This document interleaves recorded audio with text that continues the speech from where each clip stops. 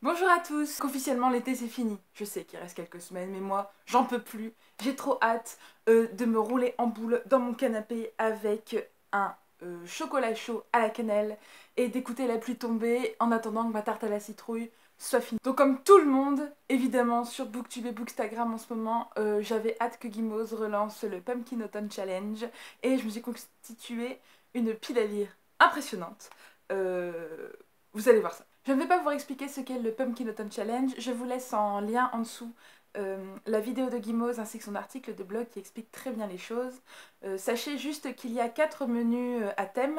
Les moyens de valider le challenge sont divers et variés, mais les principaux c'est soit de valider tout un menu, parce que dans chaque menu il y a 3 sous-menus, soit de valider un peu de chaque menu. J'ai dans ma pile à lire, derrière moi, des tas de livres qui parlent de magie, de sorcellerie, d'ambiance brumeuse, halloweenesque, d'histoires un peu étranges, de contes et légendes, et ce sont des choses que j'adore lire en automne et en hiver. Du coup, là, j'en ai profité pour ressortir des tas de choses. Je pense ne pas lire plus d'un tiers de ce que je vais vous présenter. Je compte d'ailleurs beaucoup sur le week-end d'Amil du mois de novembre pour m'aider à dégommer tout ça, mais c'est surtout pour vous montrer des chouettes livres que j'espère lire bientôt et peut-être vous donner des idées si vous voulez vous aussi vous lancer dans ce challenge. Je pense que cette vidéo va être un peu longue, alors je suis désolée, mais j'espère que je vais vous présenter des choses assez intéressantes. Le premier menu s'appelle Automne frissonnant, il y a 3 sous-menus, donc le principe de ce menu-là, c'est de présenter des livres qui foutent les chocottes, hein, plus ou moins. Bon, alors ce ne sont pas des choses que j'ai énormément dans ma pile à lire, mais j'ai réussi à trouver 2-3 petites choses qui peuvent correspondre un petit peu au thème. Le premier sous-menu, Le Cri de la Banshee, le principe c'est de lire un thriller, un policier, un livre un peu angoissant qui met pas à l'aise quoi. J'en ai pas énormément mais j'en ai trouvé 2, dont un que je vous ai déjà présenté, c'est le premier tome de La Lignée, que j'espère lire aussi dans le cadre du New Year Book Challenge d'Opaline. Je vous mets le lien en dessous, je vais pas vous représenter le livre, mais globalement c'est une histoire un peu post-apocalyptique avec des zombies, écrit en partie par Guillermo del Toro, qui est un réalisateur que j'aime beaucoup et j'ai hâte de lire ça. J'espère le lire d'ici la fin de l'année pour valider aussi le New Year Book Challenge. D'ailleurs vous allez voir, il y a quelques autres titres du New Year Book Challenge que j'ai recasés là-dedans, histoire de faire d'une pierre deux coups. Le deuxième livre pour ce menu, c'est Le tueur à la cravate de Mario de Muraille. Alors, j'ai pas énormément de policiers dans ma pile à lire, mais celui-ci, je l'ai parce que, premièrement, c'est de la jeunesse, deuxièmement, c'est Mario de Muraille, et troisièmement, c'est un de ses romans les plus connus. Donc, j'ai vraiment hâte de le lire parce que, même si je suis pas trop fan du polar ou quoi que ce soit, c'est Mario de Muraille, et je crois que je suis un peu amoureuse d'elle. L'histoire, c'est, en résumé, un ado qui poste une vieille photo de classe sur le net et sur cette photo se reconnaissent des tas de gens qui faisaient partie de cette classe de terminale et tous ces gens se manifestant vont faire ressurgir des souvenirs, des histoires un peu bizarres, des histoires un peu glauques et on va essayer de démêler un petit peu les nœuds dans tout ça. J'en sais pas beaucoup plus mais je fais confiance à Marion Muraille pour faire un texte merveilleux. Le deuxième menu c'est Le Fantôme de l'Opéra et je vous avoue que j'ai longuement hésité à relire Le Fantôme de l'Opéra parce que c'est un de mes livres préférés, mais je me suis dit qu'il était temps quand même d'avancer dans ma pile à lire et j'ai ressorti un truc que j'ai depuis 6 ou 7 ans, c'est L'Enfant du cimetière de Pierre Brûlé. C'est aux éditions Juste pour lire, une toute petite maison d'édition, je ne sais même pas s'ils existent encore, je vous mettrai ça dans la barre d'infos. C'est un petit conte jeunesse avec l'histoire d'un jeune garçon qui grandit parmi les fantômes. Euh, je l'avais acheté lors d'un salon où j'ai participé et j'avais beaucoup discuté avec l'auteur, ça m'avait donné envie de le lire. Je ne sais pas ce que ça vaut encore, mais bon, c'est assez court, du coup je vais essayer d'alterner les choses un peu épaisses et un peu courtes pour avoir quand même l'illusion d'avancer un peu. Je ne m'attends pas grand chose, à part de passer un bon moment. J'ai l'impression que ça va peut-être beaucoup ressembler à L'étrange vie de Nobody Owens. On va voir, je vous dirai ça si je le lis. Et le troisième sous-menu de la catégorie automne frissonnant, c'est Vous prendrez bien un verre de True Blood. Donc le principe c'est de lire un bouquin qui met en scène des créatures assoiffées de sang, plus ou moins vampires, loups-garous et compagnie. Alors moi j'ai pris un truc un peu détourné, je vais sortir ce livre-là, The Beast is an Animal, de Peternell Van Arsdale. Ça c'est du nom. C'est mon amie Mathilde qui me l'a offert à mon anniversaire il y a 2 ans. Et c'est, je pense, un livre qui a tout pour me plaire. C'est l'histoire d'une jeune fille, si j'ai bien compris, qui est la seule à pouvoir voir des créatures qui surgissent dans son village la nuit. Et un peu plus tard, une fois qu'elle est devenue orpheline, les gens l'accusent de sorcellerie et elle va mener l'enquête pour savoir si ces créatures existent bel et bien et s'il n'y a pas une bête qui se terre dans les bois. Je pense que ça a tous les éléments pour convenir. Il y a des histoires de disparition et de meurtre, des histoires de bêtes assoiffées de sang, même si on ne sait pas ce qu'est cette bête. Des histoires de sorcellerie en plus mêlées dans tout ça, et en plus la couverture est trop jolie, elle donne envie d'aller se perdre dans la forêt, mais quand il fait encore jour quand même, parce que je pense que lire ça dans le noir, dans les bois, ça ne doit pas rassurer des masses. Le deuxième menu s'appelle Automne, douceur de vivre. C'est un petit peu la catégorie où on met tous les livres doudous qu'on attend de pouvoir lire sous le plaid dans le canapé. Le premier sous-menu s'appelle Trick or Treat, donc le principe c'est de lire un livre qui se passe à Halloween, et j'en avais 0, mais je pense avoir trouvé la parade. J'ai acheté il y a peu de temps Coraline and Other Stories de Neil Gaiman, qui est un de mes conteurs préférés de tous les temps. J'ai déjà lu Coraline, mais je n'ai pas lu les Other Stories. Après avoir feuilleté un petit peu le bouquin, je me suis rendu compte qu'il y en avait beaucoup qui ont, rien que dans leur titre, des petites choses qui font référence à Halloween, genre de Jack in the Box ou ce genre de choses, et bon, je pense pouvoir trouver au moins dans toutes ces petites nouvelles une histoire en rapport avec Halloween. Je suis prête à le parier. J'ai aussi hâte de découvrir des textes plus courts de Neil Gaiman, parce que pour l'instant j'ai seulement lu Coraline et quelques-uns de ses autres romans, Stardust, American Gods et L'étrange vie de Nobody Owens, et il me manque un petit peu. Je crois que j'ai envie de lire un peu de Neil Gaiman, et puis c'est l'un des meilleurs conteurs de notre époque, donc tant qu'à faire, lire ses contes au moment d'Halloween, je pense qu'il n'y a rien de mieux. Le deuxième sous-menu s'appelle Pomme ou four, tasse de thé et bougie, et en gros là, il faut lire des lectures un peu doudou.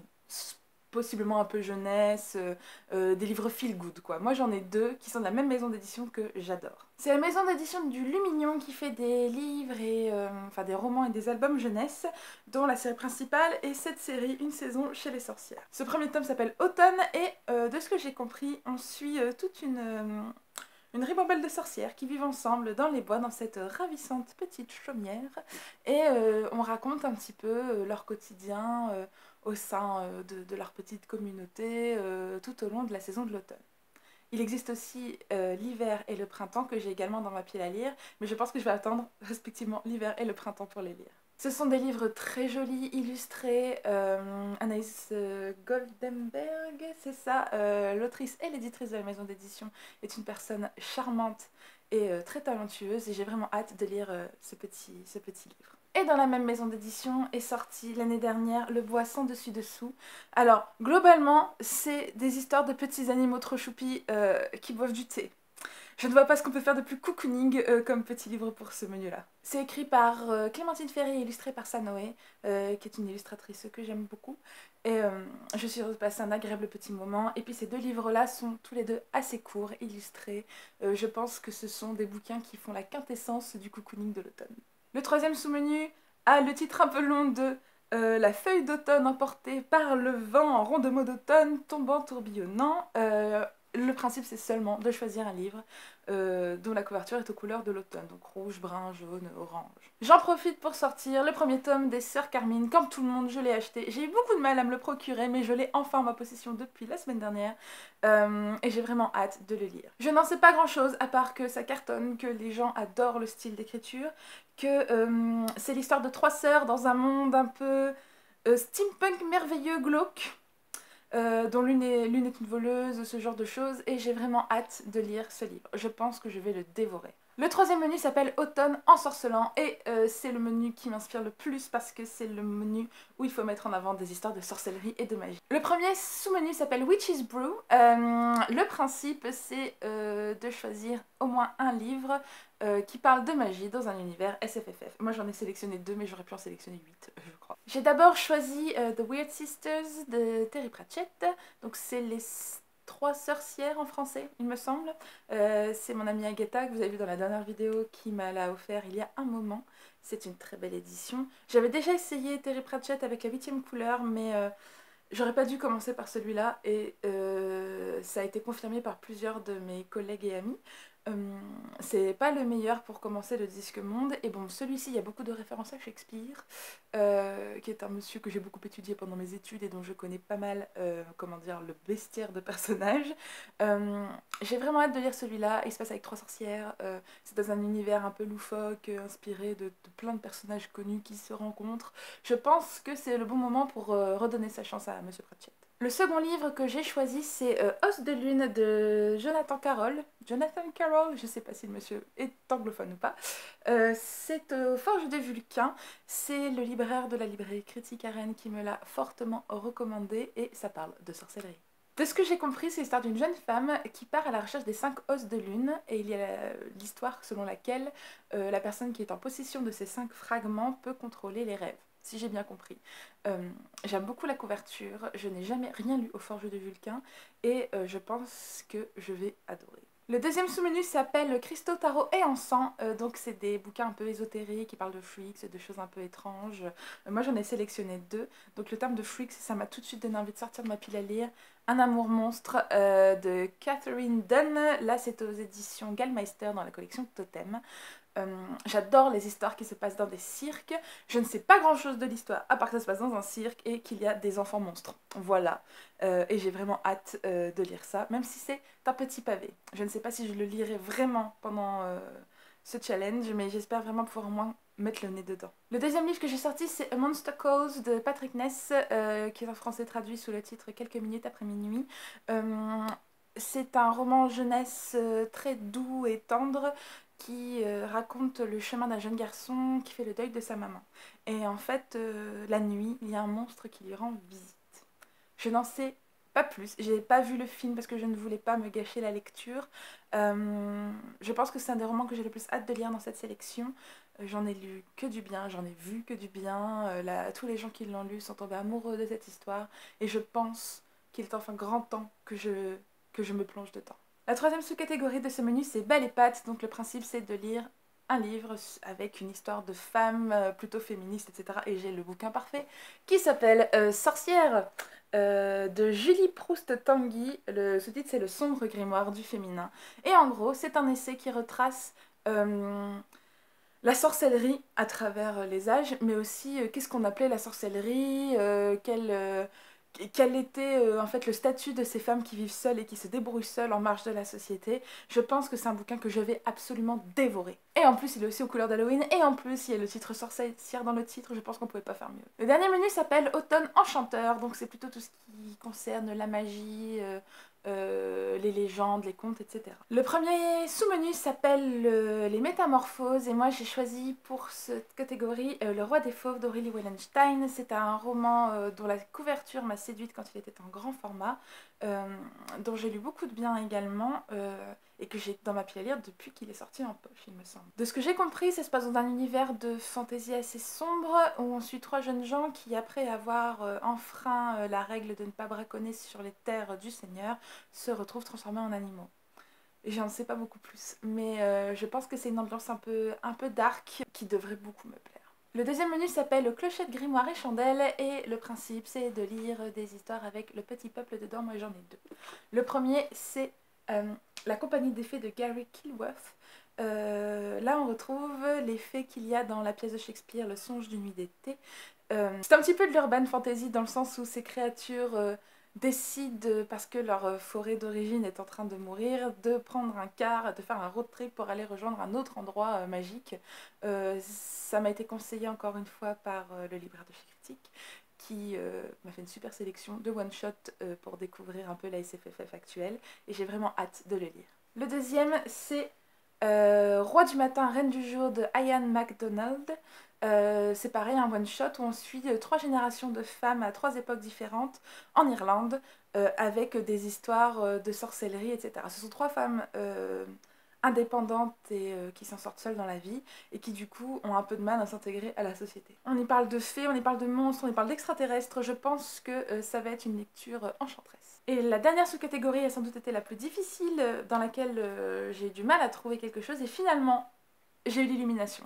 Le thème, c'est Au détour de Brocéliande. Donc le principe, c'est de lire soit un bouquin sur la nature, de nature writing, ou une légende. Et ça tombe bien, parce que pour le New York Book Challenge, j'avais dit que j'allais lire cette grosse pavasse, The Once and Future King, de T.H. White, qui est la réécriture de la légende arthurienne qui a inspiré Merlin l'Enchanteur de Disney.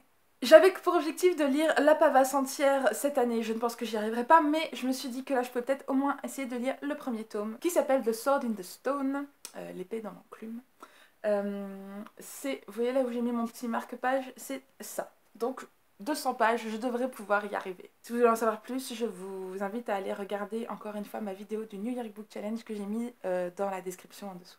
Ça fait beaucoup de livres et pourtant, j'ai l'impression de n'avoir mis qu'un tiers de ce que j'aurais voulu mettre dans cette pile à lire de l'automne, sachant qu'il y a aussi des nouveautés de la rentrée littéraire que j'ai envie de lire un petit peu sur ce sujet. On verra ce que ça donne, je vous ferai un petit bilan à la fin du mois de novembre pour vous raconter tout ça. J'espère que cette vidéo vous a fait découvrir des titres. S'il y en a certains que vous avez lus, n'hésitez pas à me dire ce que vous en avez pensé dans les commentaires, parce que pour la plupart ce sont des titres dont j'ai très peu entendu parler, et j'aimerais beaucoup savoir ce que vous en pensez. Si vous avez d'autres titres à me conseiller, n'hésitez pas non plus, je suis preneuse de toutes vos suggestions. Sur ce, en attendant de vous voir la prochaine fois, je vous souhaite d'excellentes lectures.